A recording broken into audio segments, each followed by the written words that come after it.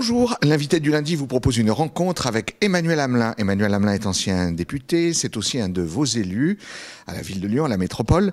Avant de commencer l'émission, comme d'habitude, j'indique qu'au bas de l'écran, vous avez l'adresse de la rédaction, surftvrédaction@gmail.com. Vous pouvez poser toutes les questions que vous voulez à Emmanuel Hamelin et vous pouvez surtout réagir à ses propos.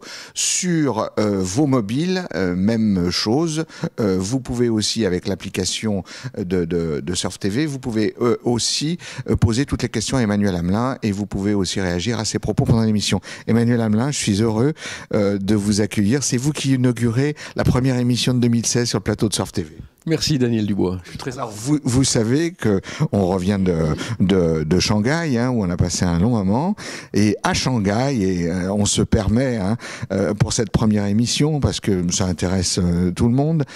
En Chine, c'est l'année du singe, Emmanuel, et il y a au bas de l'émission ce qu'on trouve de partout, à Shanghai, dans toutes les boutiques, sur les portes, de partout.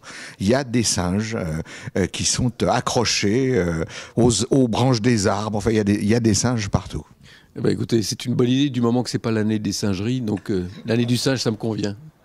Alors, Emmanuel Hamelin, je suis heureux de vous avoir sur le plateau.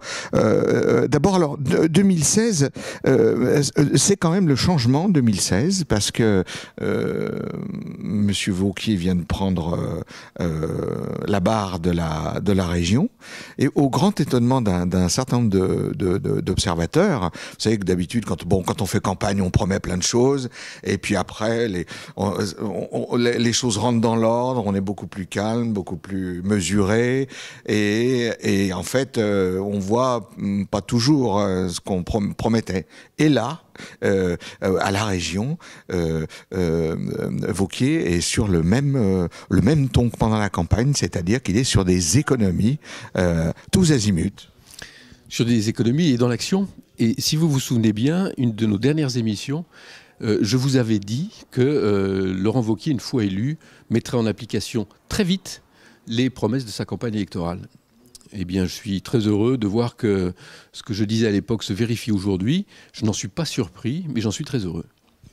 Alors, Emmanuel Hamelin, à propos de économie, vous avez mis le doigt sur quelque chose qui fait mal dans la métropole et ça intéresse beaucoup les contribuables. Hein. Vous savez, aujourd'hui, le contribuable, il sait qu'il faut faire des efforts, des économies. Il apprécie quand les élus se penchent sur des débordements. Et là, la Chambre régionale des comptes vient de déterrer un petit scandale à l'échelle de la métropole. Je vous laisse nous en parler.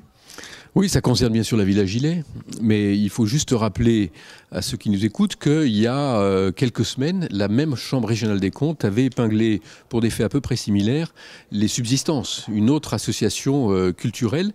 Il se trouve que ces deux associations sont dirigées par le même directeur, qui s'appelle Guy Walter, qui est un homme de talent, incontestablement, qui sait mener sa barque et qui sait mener des beaux projets. Sauf que la Chambre régionale des comptes a mis en évidence un certain nombre de dysfonctionnements graves. L'Assemblée générale de cette association ne vote pas le budget. Les contrats de travail, celui notamment du directeur, date de 20 ans, il n'a jamais été remis à jour. On augmente les salaires. Pour le directeur, 55% d'augmentation de salaire en 3 ans, ça fait beaucoup. Il est, avec les deux structures, à un niveau de salaire net de 10 600 euros par mois, plus 5 000 euros de frais. Ça fait beaucoup dans une institution qui fonctionne à plus de 90% avec des fonds publics. Puisque la région, l'État, la ville, la métropole, beaucoup financent ces structures de la ville à Gilet. Et quand on a à gérer de l'argent public, la moindre des choses, c'est qu'on soit prudent et qu'on soit, si possible, économe. Les collectivités, d'ailleurs, ont réduit le montant des subventions ces dernières années. Et ben, c'est justement pendant cette période-là que le directeur a augmenté son salaire de manière assez importante. Je précise d'ailleurs que la Chambre régionale des comptes a aussi relevé qu'ils recevaient plus en subventions que ce dont ils avaient besoin. Donc il y a une faute aussi de la part de ceux qui ont financé, c'est-à-dire la région à l'époque Kéran et la ville et la métropole à l'époque Collomb, parce qu'ils ont subventionné de manière très importante une association culturelle sans aucun contrôle. Et ça, c'est pas normal. Ça fait des années que je demande au maire de Lyon, à l'époque de la SACVEL déjà, c'était en 2010, qu'il y ait une structure de contrôle, comme dans toutes les entreprises, il y a une structure de contrôle pour vérifier comment sont utilisés les fonds des collectivités dans les structures, soit périphériques, soit associatives, dans lesquelles la ville met de l'argent. Ça fait peut-être 6 fois que je le demande à Gérard Collomb en conseil municipal, il n'y en a toujours pas. Donc on le voit aujourd'hui, ce manque de contrôle provoque les effets qu'on constate et que la Chambre régionale des comptes vient de dénoncer. Et c'est un vrai scandale que nous avons aujourd'hui. Pour nos téléspectateurs, hein, parce que vous savez qu'ils s'intéressent à la vie, à la démocratie locale, à la vie locale et au travail des élus, est-ce que vous pouvez nous expliquer, parce que c'est des questions qui nous arrivent sur la rédaction, est-ce que la Chambre régionale des comptes, une fois qu'elle a dénoncé des débordements, est-ce qu'elle a le pouvoir de sanction? C'est-à-dire, est-ce qu'elle a le pouvoir d'arrêter les choses? Et expliquer aux téléspectateurs quel est le processus après et peut-être l'importance que le maire de Lyon se penche enfin sur le dossier? Bien sûr, en réalité, c'est une chambre qui donne un avis qui n'est que consultatif. C'est-à-dire qu'il sert à l'analyse des dossiers pour les structures qui ont été contrôlées, aux responsables de prendre les décisions. La réaction de l'équipe de Gérard Collomb a été de dire que le directeur avait été grisé par la fonction et les manifestations. C'est scandaleux, c'est inacceptable. Moi, je dis que ce directeur, malgré tous les talents qui sont les siens, doit démissionner. On ne peut pas laisser les rênes de 2 structures, notamment une culturelle à Lyon, subventionnée par des fonds publics, par un directeur qui a commis autant de fautes. Donc, je suis hélas le seul à le demander. C'est vrai que ce n'est pas agréable à faire, mais ça me semble légitime dès lors qu'il y a autant d'argent public qui est engagé. Et je fais une autre proposition également à Gérard Collomb. Je lui dis, puisque les temps sont durs, moi je propose, puisque ce sont 2 structures qui fonctionnent avec le même directeur et qui sont souvent en coproduction, que les manifestations de la Villa Gilet, qui sont le festival Mode d'emploi et le festival du livre, soient récupérées au sein des subsistances, qu'on mutualise les équipes et les moyens et que les sommes d'argent dégagées grâce à ça servent à alimenter le fonds qui sera nécessaire pour la ville de Lyon si elle veut sauver le musée des tissus. Donc ça libérerait la Villa Gilet à la Croix-Rousse et ça permettrait au musée des tissus de bénéficier d'un autre point, d'une autre structure pour élargir sa capacité d'exposition, qui est un des éléments qui est aujourd'hui sur la table, posé sur la table. Comment vous expliquez qu'il y a une inégalité comme ça, puisque donc vous parlez des musées des tissus et nous avons aussi beaucoup de réactions sur le musée des tissus et beaucoup de gens se demandent comment se fait-il qu'il y ait des difficultés de ce genre hein, pour le musée des tissus.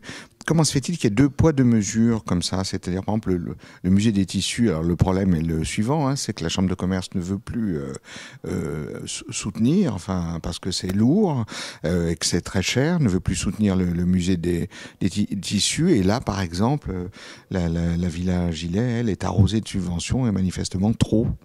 Bien sûr, trop. Alors le musée des tissus n'est pas une structure qui dépend des collectivités locales ni de l'État, mais effectivement, comme vous le dites, de la Chambre de commerce. Mais comme l'État a pris tous les fonds propres des chambres de commerce, la Chambre de commerce n'a aujourd'hui plus les moyens de s'occuper de ce musée. Donc il y a une pétition qui est sortie avec près de 65 000 signatures.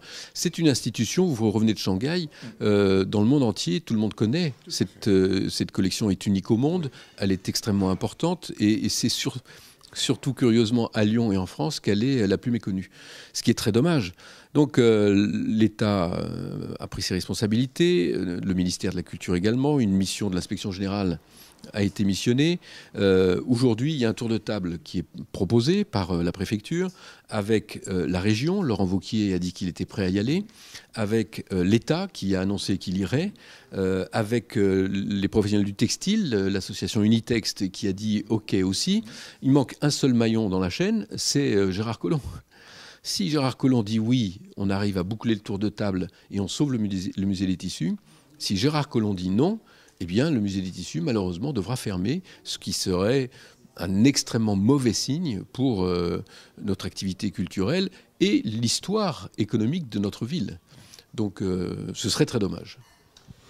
Emmanuel Hamelin, je reviens sur le cas de la Villa Gilet. Que doit-il se passer, hein? Vous êtes le seul élu donc à protester pour le moment, c'est ce que vous dites, hein? On est plusieurs à protester, mais je suis le seul à demander la démission du directeur. Je considère qu'il a fait une faute lourde de gestion et d'organisation dans une structure subventionnée à plus de 90%, comme je l'ai dit, par de l'argent public. J'ai demandé une mutualisation de la Villa Gilet avec les subsistances. Il doit être sanctionné comme l'a été Agnès Saal, la présidente de l'INA, vous savez, dont on a beaucoup parlé, qui a été démissionnée tout simplement de son poste, y compris de la fonction publique, parce que ce qu'elle avait fait est considéré comme une faute grave. On est sur des faits très similaires aujourd'hui à Lyon, et on ne peut pas se contenter, comme l'a dit le premier adjoint de Gérard Collomb, de griserie. Non, c'est une faute lourde. On parle d'argent public. Ce n'est pas une petite association lambda, on parle d'argent public avec des sommes importantes. Donc quand on ne sait pas gérer une association subventionnée par des fonds publics, eh bien on ne reste pas à la direction de 2 structures culturelles de cette nature à Lyon.